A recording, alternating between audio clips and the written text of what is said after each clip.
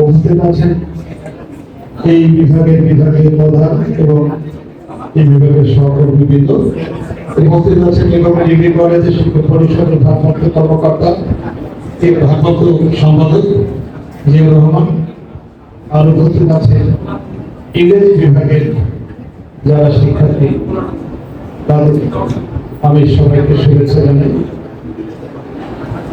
আমার ছোটবেলায় একটা ভীতি এবং কৌতূহল ছিল। অনেক বড়দের আমি যখন ছোট ছিলাম এরকম ছিল, তখন ভীতি এবং কৌতূহল ছিল যে যখন কাউকে জিজ্ঞেস করতাম, ভাই তুমি কিসে পড়ো, তো আমি ইংরেজিতে পড়ি। বাপরে ইংরেজিতে পড়ে, তার মানে আমার মধ্যে এই ভাবটা ছিল যে বিশাল ব্যাপার।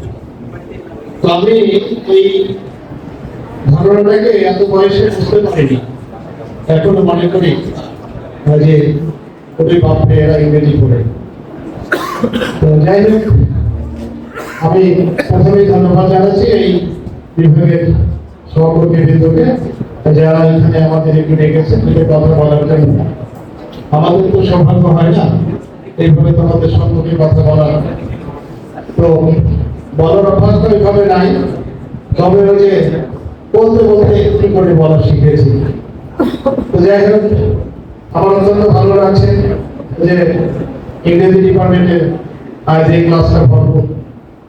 তো যদি এই ক্লাসটা প্রতিদিনই ভরপুর থাকতো এবং আমাদের শিক্ষকদের সাথে আমরা যদি প্রতিদিনই কথা বলতে পারতাম, তাহলে বোধহয় আমাদের পরিপূর্ণতা আসতো। কিছুক্ষণ আগে একটা ডিপার্টমেন্টের একটা বিদ্যুৎ অনুষ্ঠানে ছিলাম, সেখানে কথাই বলেছি যে আমরা কিন্তু পরিবর্তনকে ধারণ করি। আমরা যারা নবীন আছি, আমার হয়তো আর 5 বছর পর চাকরি শেষ, 5.5 বছর পর চাকরি শেষ। এই দেশকে তোমাকেই ধারণ করতে হবে, এই দেশকে তোমাকেই পরিচালনা করতে হবে। তো পরিচালনা করার জন্য যে গুণগুলো দরকার, যে দক্ষতা দরকার, সেই দক্ষতা যদি অর্জন না করা যায়, তাহলে কিন্তু দেশ পরিচালনা, সমাজ পরিচালনা এগুলো কিন্তু তোমরা বাধাগ্রস্ত হবে।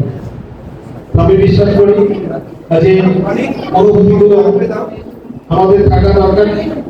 আজকে এই সেদিন ওইখানে কথা বলছিলাম যে যখন কোনো পিকনিক হয়, যখন কোনো বিদায় অনুষ্ঠান হয়, তখন আমাদের ছেলেমেয়েরা, আমাদের শিক্ষার্থীরা প্রচুর পরিমাণে উপস্থিত হয়, কিন্তু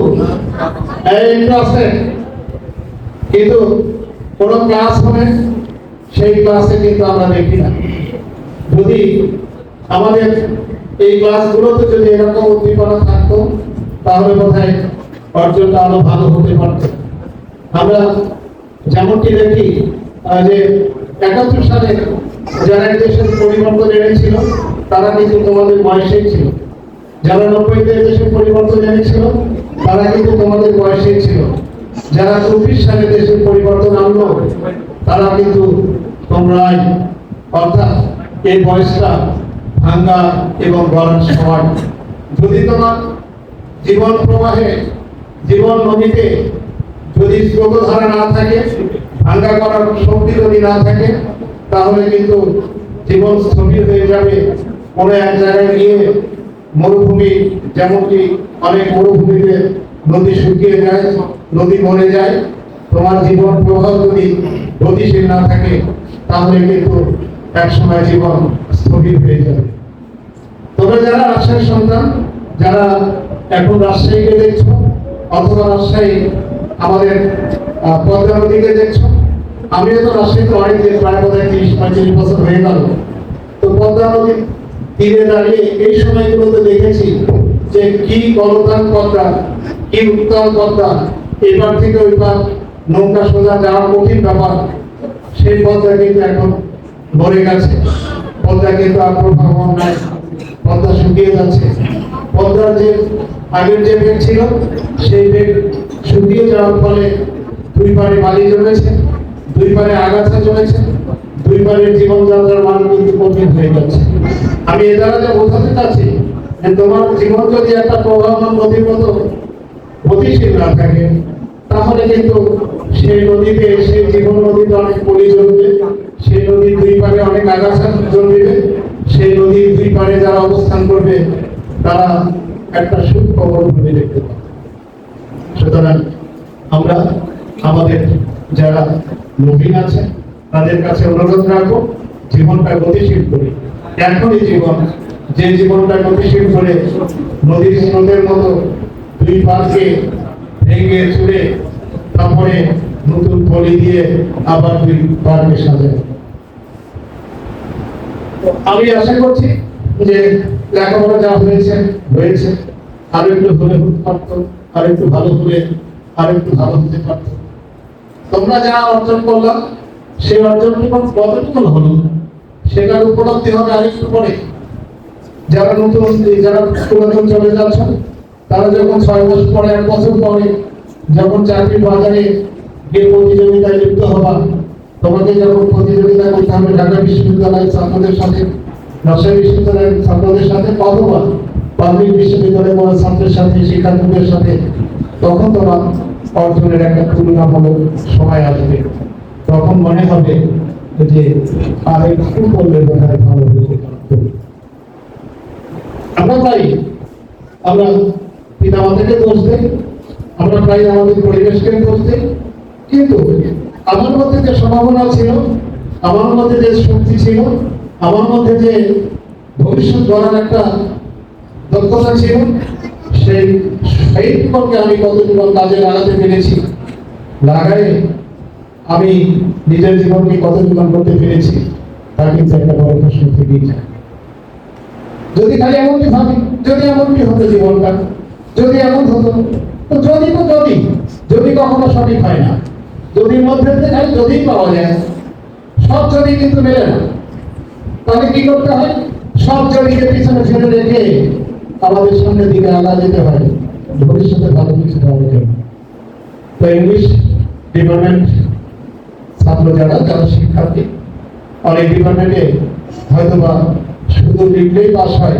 আমার বিশ্বাস যে ইংলিশ ডিপার্টমেন্টে, অ্যাকাউন্টিং ডিপার্টমেন্ট আমার অ্যাকাউন্টিং সাবজেক্ট, তো এই ডিপার্টমেন্টগুলো কিন্তু পড়াশোনা করতে হয়। আর আমি যেটুকু জানি যে এই ডিপার্টমেন্টে যারা লেখাপড়া করে তারা কিন্তু কখনো বসে থাকে না, চাকরি বা কোনো কর্মসংস্থানের ব্যবস্থা হয়। আমরা যেহেতু পড়তে চলে যাব, আমরা নিঃসন্দেহে চাকরি বা কর্মসংস্থানের একটা চিন্তা করবই। তো সেই ক্ষেত্রে আমি তোমাদের কাছে বিনয়ের সাথে বলবো যে তোমরা শুধু চাকরির জন্য সন্ধান করে ক্ষান্ত হবে না, তোমাদের কিন্তু দেশের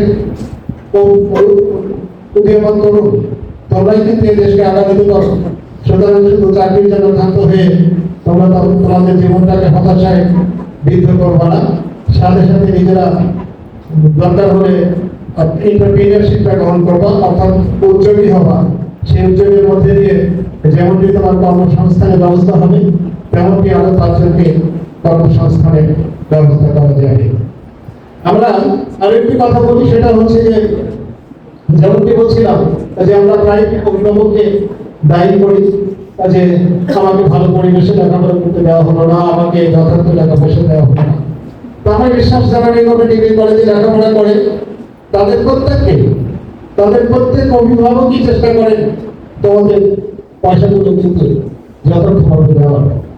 আমরা যখন ইউনিভার্সিটিতে লেখাপড়া করতাম তখন তো এইভাবে মোবাইলে টাকা চাওয়ার কোনো সুযোগ ছিল না, তখন চিঠি লিখতাম, এবং বন্ধুরা খুব মজা করে চিঠি লিখত বা বলতো যে বাবা চিঠিটা পড়ার আগে 500 টাকা পাঠিয়ে দিন।